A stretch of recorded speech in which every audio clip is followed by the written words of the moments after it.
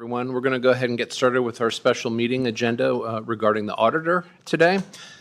Today's date is May 1, 2025. The time is 9:30 a.m. In attendance are Commissioners Eberline, Duncan, and Matari. I'm calling this meeting to order. Are there any changes to the agenda? Hearing none. Public comment. Hearing none, we'll go to our first and only item, FY25 assigned fund balance. It's a discussion item, and we have Brandy Falcon. Good morning, Commissioners. Brandy Falcon from the Auditor's Office for the record. Today is a discussion that I'd like to have with you regarding how you would like to allocate surplus funds to different capital projects. So as a reminder, at the end of every fiscal year, when we close our books, we calculate the amount of surplus fund balance that we have available due to under expenditures of budgeted expenditures and over collection of budgeted revenues. And so first we have to establish how many months the board wants to set aside in emergency reserves. And then based on how many months of reserves you choose to set aside, that gives you a certain amount of surplus available to allocate to capital projects. So at the top of the spreadsheet that I printed for you, I also have it on the screen, you can see that if you chose 3 months of emergency reserves, that would leave you with $8.3 million in surplus available to assign to capital projects. So down here at the bottom, the first column is your FY24 assigned fund balance. That's what you had in assigned fund balance last year. The next column was what was remaining in those assigned fund balances at the beginning of FY25. The next column, the FY25 unaudited current balance, is what is currently remaining in those assigned fund balances. So that reflects money you've spent since the beginning of FY25. The next column, the yellow column, is where we'll be doing our work and discussion today. And this is where you plug in numbers that you would like to allocate to different projects. I have a couple pre-filled in that I'll discuss with you. But before I go any further, the clerk is here, and our elections manager has to leave at 9:50 for poll worker training. So I'm going to let them do their discussion first. Thank you, Brandy. So I wanted to present before you guys. Last year, Mark, you weren't here last year, but County Assistance, that program, when you were here as commissioner, that program kind of went away, I believe, in 22 through Idaho statute. And we were building fund balance as people were paying back the county. And we had a fund balance in that restricted fund, what was called Fund 40, of about $2.9 million last year. And that fund essentially, through the state law, allowed it to go back to what was the current expense or general fund, Fund 10, and that money could then be expended any way the county commissioners chose to spend it. So that $2.9 million last year was then, through this exercise that we're doing now, $1.5 million was dedicated to, you'll see on there, was it line 13, Brandy? Yes, line 13. For the 10-year plan for elections, to start planning for the future of elections, $1.5 million was assigned of that $2.9 million. And then the remaining, the $1.4 million, went to, I believe, line 4, the assign for facility master plan. And I believe there's about $5.7 million currently sitting there not dedicated to projects right now. So that money that was collected under the clerk's department under Fund 40 was moved to the current expense Fund 10 and then assigned to these projects, but not committed. So ASA and the elections department, myself, started doing research back in December going forward because we've grown so much. We're now at 110,000 registered voters. We're the third largest county. Canyon County is, I think, 3,000. We're 3,000 behind Canyon County in registered voters. Bonneville County is the fourth largest county. They're at 64,000 registered voters. So we started looking at the systems that they're at, or they're on, I should say. And there's 2 systems currently for voting systems in Idaho, and I will state those systems, ES&S and HART, that are certified in the state of Idaho. And Ada, Bonner, Canyon, and Bonneville County are on these HART systems. And one of the features of this system that was just recently passed in Idaho code this year under the bill 310 is the ability to do what's called this unique identifier. And one of our Northern Idaho representatives also introduced a bill. It didn't pass, but it was passed in this bill, House Bill 310, is the ability to create a unique identifier that would be created without being tied back to a voter. And HART is the only system that has the capability of doing this. ES&S does not have the capability of doing this. So back in December, we started researching these systems, and we went up to Bonner County in January when we went down to our elections conference. We went to Ada and Canyon, looked at the system too. And then in March, the president had an executive order talking about the new guidelines through the EAC, which is the Election Assistant Commission, about the Voluntary Voting System Guideline 2.0. And what we learned about that is HART is actually getting certified. They'll be the first to get certified. They're working toward that in June to have the complete system of this certification. And that's going to be focusing on the security and accessibility. Right now, the 1.0 certification is what everyone's on right now, and that certification, I think, was established in 2005. And so we're looking at what is the best system with the security and accessibility, and then the ability to do this unique identifier that will build confidence for voters knowing that ballot is their ballot and it's not being counted more than once too. That's the biggest thing, that this can't be scanned more than once. And that our legislators actually built this in Idaho code to have the ability to do this. And so with that, we want to look at this system and putting it in our budget for this year, but we haven't looked at the physical parts yet. They're coming out. HART is going to come out the end of May and show the elections office and then even the commissioners this equipment. We want to make sure that it is, it would fit in a poll worker's car, which it is very compactable, and that you could set it up at a location. And so we're looking at those features of it too. But we want to show it to you guys. We want to show it even to the public on camera. But we're asking for more money to be moved into the assigned fund balance over the next few years. Today, because we're doing this project, and I'm asking for another $700,000 to be moved in there to plan out for the next few years, because the quote that we got to do precinct counters, which Ada, Bonneville, and Canyon are doing, and then the possibility of doing print on demand. The quote was $2 million on that. Is there anything else I need to add on there? I'm probably. The only other thing I would add is just that with this 2.0 standard that the Election Assistance Commission is moving towards, they're no longer certifying new systems under the old standard. So any new system coming forward, such as the one HART is bringing, has to meet 2.0 standards. And so while existing systems are not necessarily going to automatically just go away, this new standard is more robust, again, in security and accessibility. And Idaho state law does, while the EAC's standards are voluntary for states to choose to adopt or follow, Idaho law has adopted that we must use systems that are certified by the EAC. So this would allow us also to keep up with the EAC's latest standards. Again, the last standard, as Jennifer said, the last full standard is 20 years old. Things have certainly changed in elections since 2005. And so we are asking for the ability to try to move forward to this next step. Yeah, and one more thing I do want to add. So back in 2011 is when they consolidated elections, right, where the elections office runs it. We have 53 taxing districts in Kootenai County. And you will see now most races are competitive every time on a ballot. And we're seeing now on these particularly odd year elections, we can have races that have in one precinct how many ballots people at times can hand out. We had in 2023. We've had 5 or 6 ballots in Yes. one precinct before, and that's not even when it's a primary where there's parties on the ballot. And so we've had situations where it has literally come down to a race we had in 2023, the Micah Fire Protection District. The race had to be came down to 66.67%.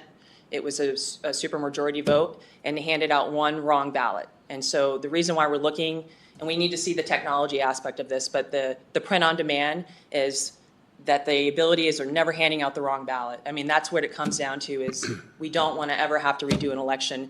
And I believe in 2013, we showed this one video to our poll workers in Ada County. I think it was Eagle, right? They handed out, I think, for the first 30 minutes, a wrong ballot for Eagle, Idaho, and they had to redo the election. So you have to look at the cost of that. So we want to look at all the, the capability of this, because it's becoming more crucial in these small taxing districts. Like a water district could have potentially only 200 voters, and maybe only 100 come out and vote, and that may come down to 3 votes, right? So we're always looking at when we canvass to see that, and we train on this, right? We do color folders, we match the tickets to make sure the voter's getting the right ballot, but it comes down sometimes just to human error. So we're looking at it every aspect to making sure, as we run all these taxing districts elections, that we're having to do an Idaho code, that we're doing our best to make sure that everyone's getting the right ballot every time. Thank you. Comments, questions? Did you want 2 million flat or 2.2? I'm sorry, so we already have the 1.5 assigned, so 2.2. And it's not that we would utilize it all this year or utilize it all, period. But we want the ability, after looking at this technology and then you guys looking at too, what is the best course, what's the best future course for Kootenai County going forward as we look at this technology and the ability with the 2.0 certification particularly and this unique identifier going forward too. Okay.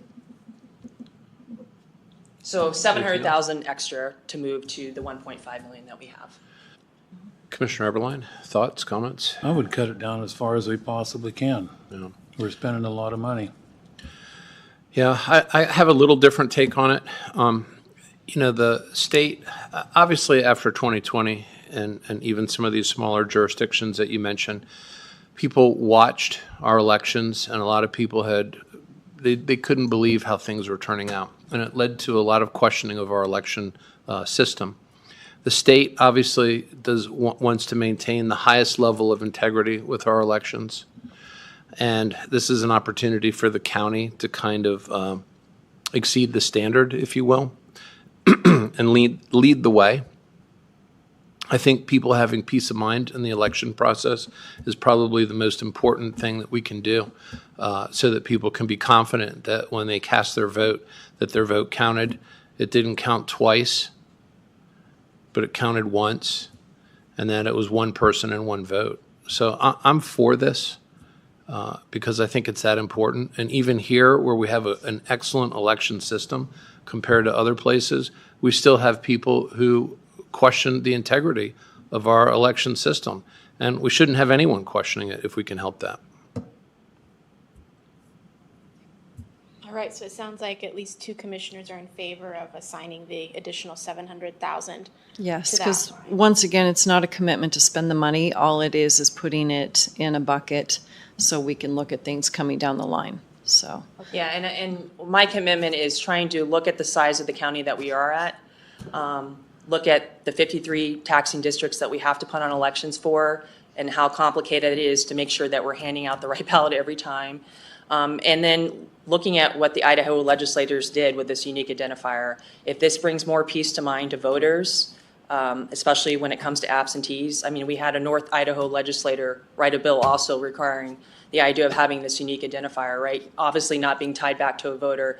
So I'm trying to take in every factor that voters like to see with the capacity of tallying 110,000 voters, right? The ability to do that. And then the ability to do the unique identifier, and then obviously putting on the election for 53 taxing districts that we have to do. And it's a high task, a high bar, and then you're putting, you're training 500 poll workers on these big year elections too, that everyone has to come together. It's one of the biggest logistical operations a county's going to do, and it takes a lot to do, and it's becoming more and more complicated, especially as we're consolidated elections and we have more and more taxing districts that have competition for these races. So we have to figure out how we do it the best way we can do it, and making sure people feel good about it and confident about it, and getting fast results too. People want to see these fast results. So in Ada and Canyon, everyone says, why is Kootenai County take so long? It's because Ada and Canyon have precinct counters, right? So people are literally inserting their vote at the precincts right there. It's counted right then and there on election day. Everything comes back here to Kootenai County, and we count that night. So voters, we do it for early voting right now, the precinct counters, but in Ada and Canyon, they're having their votes count right there on election day. Right now, like I said, everything in Kootenai County election night has to come back and has to be tabulated.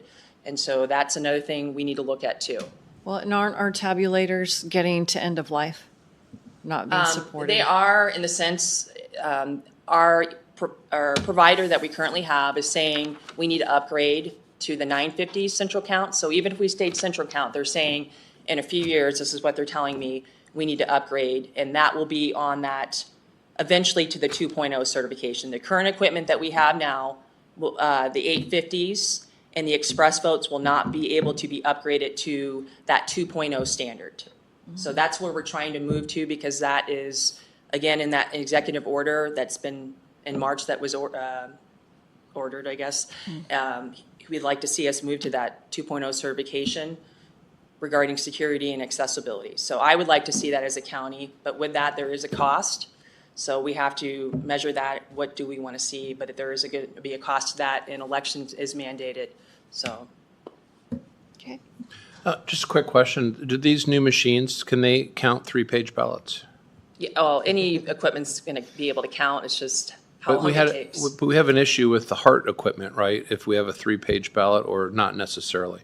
What do you mean by that? I don't know. I seem to recall us having a conversation about once you get to a 3rd page, it really starts to You mean like a make second things. card? Yeah. How do we explain that? Because it's like front and back, but he's saying. A separate piece of paper. Yeah, so Building really, the ballot, maybe, your right? really your biggest challenge with any system is going to be there's going to be 2 things. One, the time it takes for the tabulation of the ballot. So regardless of how many pages of a ballot exist, we'll be able to count them. It just depends on how long it takes to count it. And then, of course, the building of the ballot itself, the time it takes for staff to do that is huge the longer the ballot gets. Yeah, okay. Yeah. All right. Right. Anything else? No. So I would vote for 3 months Okay. reserves. So going back to the number of months you want to set aside in emergency reserves, I would recommend just the more conservative 3 months. If the board wants to go down to 2.5, I think that that's reasonable, but thoughts on how many months to set aside in emergency reserves? Commissioner Eberline? If you think it's 2.5 is good. Yeah, 2.5 or 3. I'd probably prefer 3. I know the treasurer prefers 3. Well, one of the things that we haven't talked about is the fact that our treasurer has been generating millions of dollars in interest revenue. And that interest revenue comes in off the amount of money that we have in our fund balance. So I'm not averse to the idea of having more money in our fund balance if it can help offset the need for taxes, as long as we're not taxing people to put the money into the fund balance.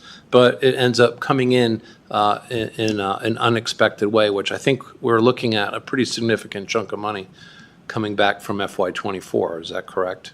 Correct. I think we made 8 or 9 million in interest this past year, so a good chunk of our fund balance return was due to interest. And the amounts that you assign to projects today do help offset property taxes. So we're about to go into the budget cycle, so you'll be presented with lots of capital requests, and some of those you can fund with fund balance, and that helps to offset taxes. Yeah. So I'm okay with that, but my only concern is what happens 2 or 3 years from now, and someone goes, well, we have this extra money, so your option is 3.5 months in reserve, because there's nothing that compels us to have to keep it at any one. I think 3 is the industry standard. Yeah, kind So- of best practice is between 2 and 3 months. Yeah. It ultimately is up to the discretion of the governance of the county. There is a county in Idaho that keeps 9 months in emergency reserves, which is very excessive. So ultimately it's up to, the governance of each county. But I'm comfortable with 3 months. Okay. Okay, it sounds like we're all on board for that. And then going down here, so each of these line items is different categories that the board has assigned money to. First, on line 1 is assigned for healthcare. This is $1 million that for the last several years the board's kept assigned in general fund in case we have an extraordinary claim situation that the county would end up having to pay for health insurance reasons. I'd prefer that we keep that unless the board has a pressing project that you would like to reassign it to. Next is $500,000 the board has kept assigned for grant match. And this is grant match for departments that don't have their own restricted funds or don't have enough restricted funds to use as grant match. And I would like to keep this assigned at $500,000 because we recently, we're going to likely be receiving a significant grant for our parks department, and they're going to need to use about $300,000 of this, so it is going to get used So this year. wouldn't, when we Wouldn't we put another 300,000? Sure, we can do that to keep it built. I kind of have a question about that because, it's fund balance, right? So is this for emergency grant match, or is this because this is our way of operationally managing grant match? Because really, if we're going to accept these grants and we know that there's a match, I would see that more as a matter of policy, year in and year out. I would see that as a levied process because we're saying we want the grant, so therefore we want the money to match for the grant as opposed to keeping it in fund balance. Because we had this issue last year with transit, right, where $200,000 was requested. It was going to come out of fund balance, but we know that $200,000 would come out every year. So that's really an operational expense as opposed to an unexpected life happens expense. So for transit, we were in a sense levying for their grant match because we were levying for certain salaries. And so in that sense and they used their salary expense as match. But then that shifted around so that the grants paid for the salaries. Yeah, they still have some. So they still have some salaries, at least right now, that are being levied. And I'm not aware of a request that's been brought forward to the board formally to appropriate fund balance for them for grant match. And in terms of like levying for grant match, we don't do that because when you're awarded a grant, you have to appropriate match when the board approves the award. So the only way we'd really be able to levy for match like that is if you were awarded a grant like right in July or August in the perfect timing for the budget cycle, and the board decided at that moment in the budget cycle to add that levy amount to the budget. But there's no way for us, I would feel uncomfortable in the budget cycle saying I predict we'll need $1 million of match next year, so I want to levy $1 million, because we might not end up needing that. And so does that make sense? Usually It match does, doesn't. but we haven't used any of the 500,000. True. So it's just been sitting there, and if it's sitting there, why aren't we using it? And if we're going to use it, then let's use it and replenish it the following year, as opposed to adding more and keeping it at the 500. I would agree. And if we weren't going to use any right now, I would say great idea to reallocate it to something else. This year, I do happen to know we're going to use a big chunk of it. And so I would like to keep it at least at 500,000, just so I know we're going to use it. But I mean, if you would rather not, that's up to the board. And this is not an ongoing thing. Parks and Waterways does not need 300,000 in grant match every year. This is for a one-time big project. So they usually provide their own match anyway. I understand. Commissioner Eberline, did you have thoughts on that? I concur with your analysis. So let it stay at 500. Let's use the money and then revisit it next year. I mean, we can always move the money around just from a general fund, right, if we want to put it back in here. Yeah. Okay, so keep it at 500,000 then? Okay. The next line is called assigned for capital purchases.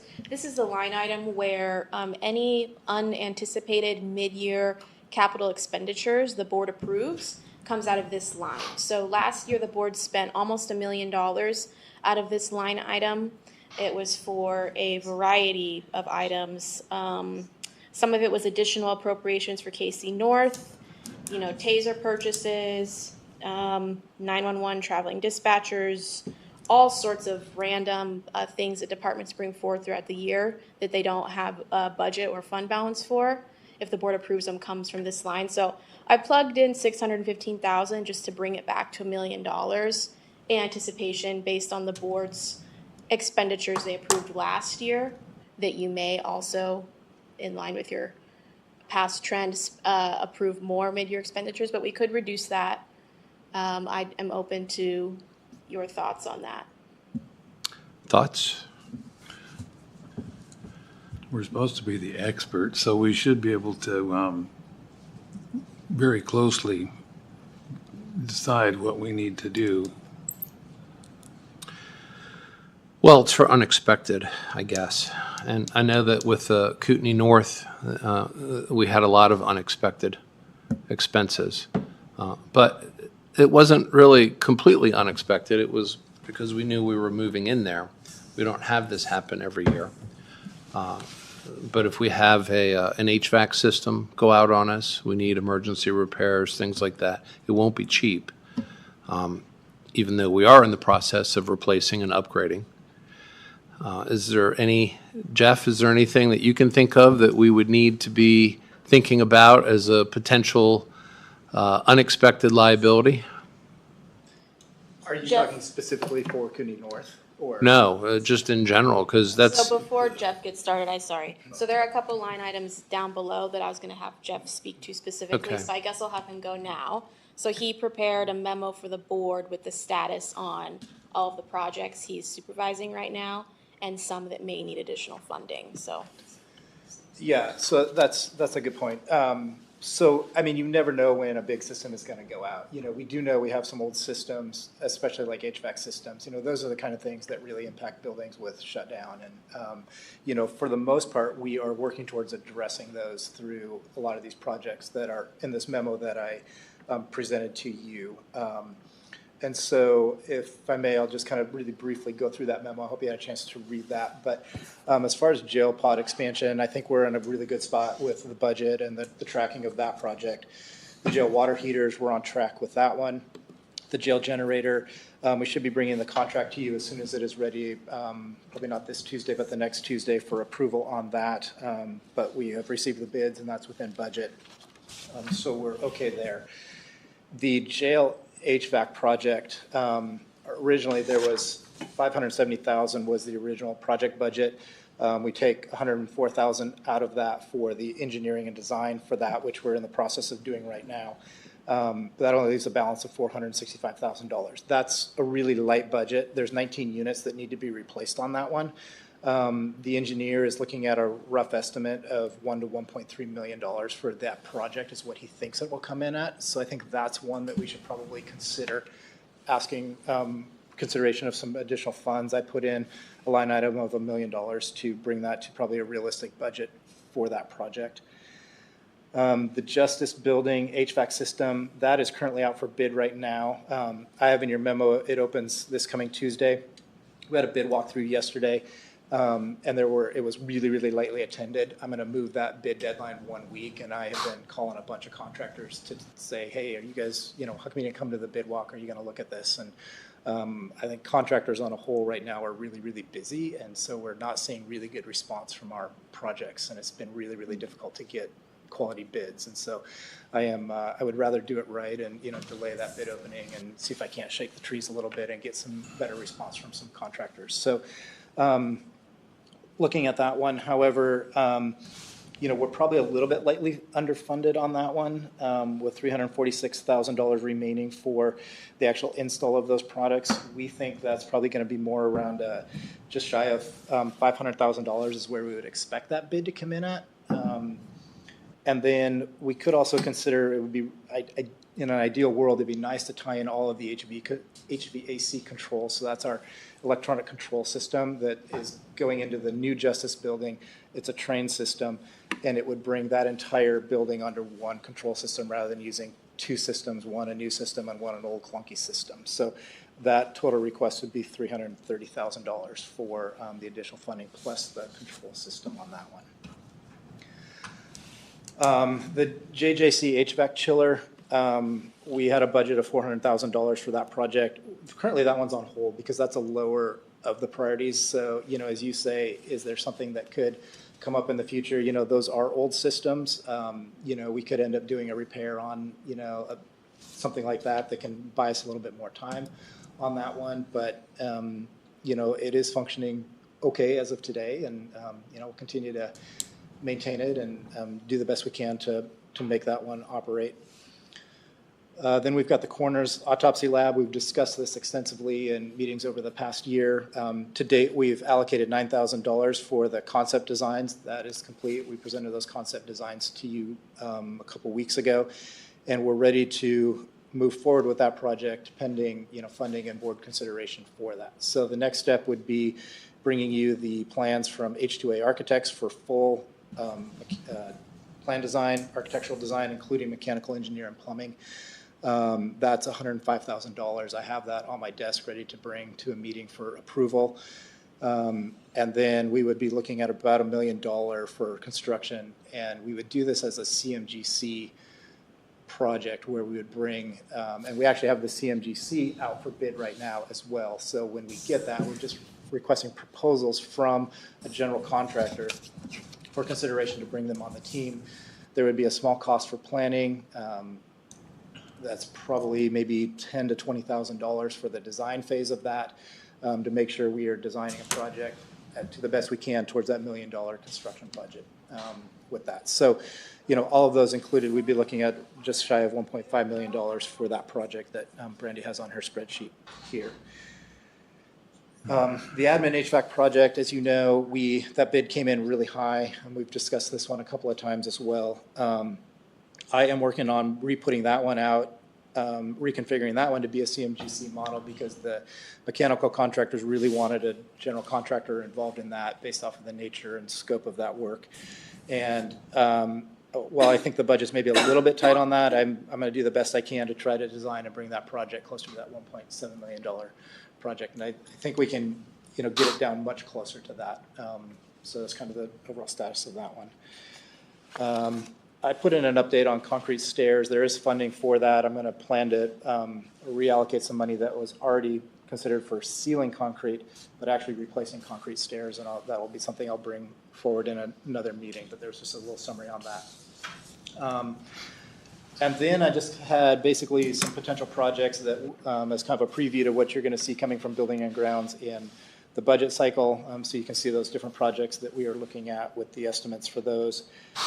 And then just kind of my final thoughts would be just, make sure that we have enough in fund balances to make sure that we can cover these projects. We're in a really uncertain time with knowing where projects are going to come in. Contractors are busy. It has been pulling teeth to get bids in, as I just mentioned, even with this HVAC project. And, painting contractors come out and look at the old Justice Building. It's just, like, for example, I've called 5, I've met with 3, I've got 1 bid in, right? And so it's like, why do you guys not want work? They're busy. We're so busy right now. And, the mechanical contractor that I've worked with for years and years is tied up for 3 years on the big Hagadone project downtown, and he won't even look at our stuff right now. And I've done 8 projects with this contractor, and he won't look at our stuff right now for the county. So, we're in a unique time of, trying to estimate and give you guys reasonable dollars, but, not, we're still in these prediction phases of trying to give you the best estimate that we can as we look at these. And then just kind of my final note that I put in that memo is, just making sure as we're thinking through looking long-term at, with moving into the Justice Center, we have space opening up. With Kootenai Sheriff's Department moving to Kootenai North, we have space at the Sheriff's Office. At some point here in the near future, we are going to need to talk about, are there other transitions we want to make within the county as we look at kind of master planning and future needs. And, we know we have space issues with departments.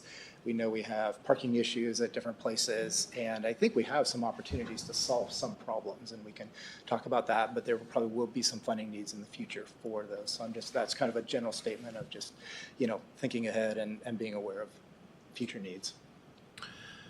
Well, I look forward to hearing your proposals on these things. Yeah. I just want to add, I'm in the facilities working group with Jeff. Jeff's doing a great job, by the way. I want to just compliment him on the record of that. And I think he has some really good ideas of just trying to work through as we move into the new Justice Building and maybe working around here in the building. So it's not my decision, but I do really support the idea of probably looking at maybe the remaining assigned fund balance, maybe moving it to the assigned facilities master plan would be just with the ideas that he's working with, talking with the departments with once everyone maybe gets on board and the board decides going forward what they want to do, particularly in this building, right, Jeff? Well, I think this is this building, but it kind of impacts other buildings as well. Yeah. Yeah. So there were 3 specific projects Jeff mentioned that he believes need additional funding. So that's lines 10, 11, and 12. So he mentioned an additional $1 million for the jail HVAC project, an additional $330,000 for the Justice Building HVAC project, and then the $1.468 million for the coroner lab. So what is the board's thoughts on those 3 items that Jeff brought forward. Thoughts? I'm fine with them. There is just buckets of money, so. Correct, yeah, this money, it's just setting it aside in fund balance. It doesn't get put into their budget, it doesn't give them spending authority until they bring a contract to the board approves the contract, and the board approves funding from these line items. So you're not approving any spending authority right now. Commissioner Eberline? I think it's a good idea. All right, there you go. So I'm gonna mark those ones that Jeff laid out, and then going to line number 5, that is assigned for justice building contingency. So currently there's $1.1 million there that the board has set aside as contingency for the new justice building project we have right now. Would you like to hold that in contingency for another year if you feel you're gonna need it for this project, or would you rather reassign it to other line items? And I don't know if you have any thoughts, Jeff. Yeah, if I can make a couple comments on that. You know, the budget, we're doing really well on the budget with that. You know, we anticipate bringing this project in on budget. You know, there's a little bit remaining in the contractor contingencies and such. So, you know, we have not touched this contingency for the county. I would recommend holding some money, because as we move in, I think there's going to be requests from departments of, oh, you know, we didn't think about this, or, you know, maybe we want an additional sign on the building that, you know, we might want to pull out of that funds, or, another example, the public notice board, you know, is a little bit old and ratty. We're talking about, oh, where do we put that? It's going to go next to a really nice new wall. Maybe we want to update that public notice board, or look at mounting it outside and getting a weatherproof board. And, you know, so there's things like that as we move in now. And I think as people see the space, they're going to have some thoughts on some things that just weren't considered through that construction design process that will improve the function of their departments or the building in that. And so I would recommend we probably keep that for at least one more year. That amount, or what would be your recommendation for an amount? The Right amount now is it's $1,177,000. $1,177,000. I mean, I would probably suggest keeping $1 million in there. I think that might be a little high on that, but again, it's just kind of that money that is available. We would assign it as we go on, and we will bring you proposals for what exactly all of those are as we discover those needs. Thoughts? I'm fine keeping it there. Again, you know, once we move in and once we're open to the public, and we can go back and say, okay, we have this other need that we want to do. So it's not tying our hands. So. Yeah, and we need to do it without hamstringing ourselves. Okay. All right, so we'll just leave that line as is. Line 6, jail pods, there's no additional funding right now needed for that, so we'll just leave that one as is. Line 7, KC North, I'm not aware of any additional funding that's needed for that line. So unless the board wanted to put more money there, I think we can just, we'll probably get rid of that line. They won't have any, there's no more money left there, so. It's Unless done. The money is gone now. That money is gone. Yes, it is. It's very beautiful, though. I was there this week. It's a very nice building. I know Tom is bringing forward some proposals in the budget. I haven't fully seen them from him, but, you know, I know he's looking at some asphalt repairs out there. I know there's been consideration of building like a training room. And for, then you know, those additional requests will just come out of his Right. normal maintenance Yeah, budget now. I think so. Yeah, because this, Yeah. this budget was just meant to be For move-in, North, get okay. it move-in ready. Additional capital requests down the line will come in their budget requests. So we'll leave that one as 0 then. Line 8, jail generator, no additional funding needed right now. Line 9, admin HVAC, no additional funding needed. The board gave direction for 10, 11, and 12 to assign those additional funds. Line 13, the elections 10-year plan, the board gave direction to assign an additional $700,000. Line 14 is the 5-year plan budget that is shared between buildings and grounds and the jail maintenance department. So historically, we've kept that at $1.5 million. In order to build it back up to $1.5 million, we would allocate $38,000. I do anticipate we'll be using some of this $1.5 million in the FY26 budget cycle. I believe Jeff has $600,000. There's about $1 million. $1 million there. in requests for FY26, so we'll likely be using a good chunk of this next year. So does the board want to keep it at 1.5? Would you like to increase it higher? What are your thoughts? Thoughts? Well, I mean, if we know we're going to be spending it, shouldn't we increase it a little bit? What do you think 1.5, or would you go up to 2 million? I mean, 2 million would give us a little bit extra for that, piece of equipment that is unforeseen that goes down. Or if the jail has mid-year Yeah. items that come forward? Yeah, knowing that we're gonna probably spend about $1 million out of that, pending your approval on it, 2 million will give us a little bit better comfort in that line item. I guess part of my concern is we're not likely going to see the high return on investment income because we have spent down our fund balances, particularly the ARPA funding, which was providing us quite a bit of interest, and the interest rates are going down. By how much, I don't know. I've heard different stories that, likely they're just not going to go ever back down to where they were. So I'm fine with, putting this up to 2 million and just realizing this is likely going to be our last year of huge returns. I agree, and I think need to be very careful with that so we don't come up with a disaster. Mm-hmm. And it could easily could happen. We could leave it at 1.5 because the board does have the option of levying for certain capital requests in the budget cycle. So if you don't want to increase it, we can leave it at 1.5. And if they need more mid-year, we can pull it from somewhere else. Well, it sounds like the board has spoken. 2 million or 1.5? That's- 1.5. I wanted to, but Oh, I thought you were okay with 2. I can. I'm always trying to beat it down. I want lower budgets. right, again, it's this not is a not a budget. budget. It's just putting it in the buckets, or at least saying that it's supposed to be in this bucket. The hope is that if we can keep this money and get a return on the investment, that helps to mitigate the tax need. So it's just assigning it to a bucket. We're not spending it.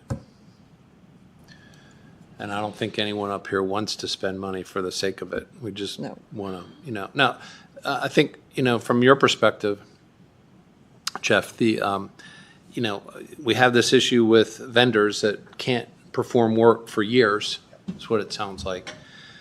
I don't think we have any expansion needs because we are in the process of completing that. So what's left are replacement and maintenance, and with the operational side of the infrastructure. So I think from your perspective, and to help the board, is to come up at least with a little bit of a plan, because if we can't replace an HVAC system because you can't get a bid, then we're going to have to figure out how to maintain it. Because what we don't want to do is be in a situation where it breaks unexpectedly because we're at least not staying on top of it. And I think, and I speak out of ignorance in the construction world or HVAC world or these kinds of things, but you can generally tell when these things are about to go. You have a good sense of it, and if you're maintaining it properly, you'll get every last drop out of it. Right.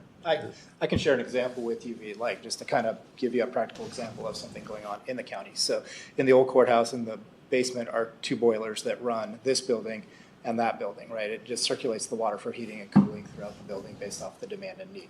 So those 2 big boilers are very old. One of them is leaking pretty badly right now. So out of this year's fiscal year budget, we're going to be bringing about an $18,000 proposal to you in the next couple of weeks to repair that. So that'll give us about 3 years of extended life of that boiler. That'll allow us to hopefully get this project done, then figure out if we can right-size those boilers and then look at replacement in the future for those boilers. So, that's the kind of example of, yes, if we do a little bit of a repair now, we can, get it going for a couple more years to the point where then we can look at considering replacing. And we might even be able to downsize the size of that boiler because now we've taken this building off that system. So. Okay. All right, so we'll increase that line to 2 million. And then the last line, number 15, is the assigned fund balance for IT capital purchases. And again, historically, we've kept that at 1.5 million. I did discuss with IT, and they're comfortable leaving that one at 1.5 million. So allocating an additional 380,000 to bring that balance back to where we've kept it historically. Is the board okay with that? Yes, I am. You good with that? Okay. There you go. Okay. So those are all the projects that I'm aware of. We still have an additional $3 million that, unless you have other projects that you want to assign money to, that $3 million will go into line 4, which is the master plan line. That's where we put all of the fund balance that we don't really have specific projects for, and that is the line where, that's where we took the money for the jail pods. So when we have really big projects come up, that's one of the places that we look to for funding. Yep. So, is there any other projects that you wanted to discuss allocating funding to? Not that I'm aware of. We've got other meetings that we need to get to. Yeah, I don't think we have any other projects, so. All right, so the remaining funds will go there, and then I'll be bringing forward a resolution in the next couple of weeks to formalize the decisions, the direction today. Sure. I do have a question, though. Yes. On item 4, wouldn't the 3.2 be added to the 5.7? Why is it added to the 7? Technically, it's added to the 7 million. That was the beginning balance for this year. Okay. So you've spent it down to 5.7, but we're going to add 3.2 million to your balance as of 10/1. So then it's going to say you started with 10 million in assigned, and you've spent down 5.7. So this 10 million right here is your beginning balance of 7 million plus the additional money you just assigned today. Yeah. Okay, but we know that it's not But really you know going to be that you've 10 already million. spent down to 5 point. You've already spent down a certain amount this year. Okay. Yeah. Okay, any further questions? Any other questions? All right, public comment. Hearing none, 10:16, meeting adjourned.